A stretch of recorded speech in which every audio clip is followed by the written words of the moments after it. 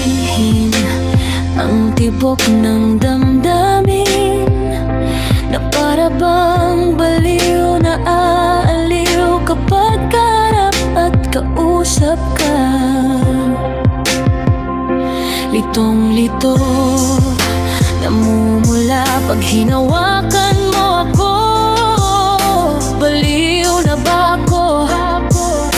Kahit isang saglit lang di ka makikita.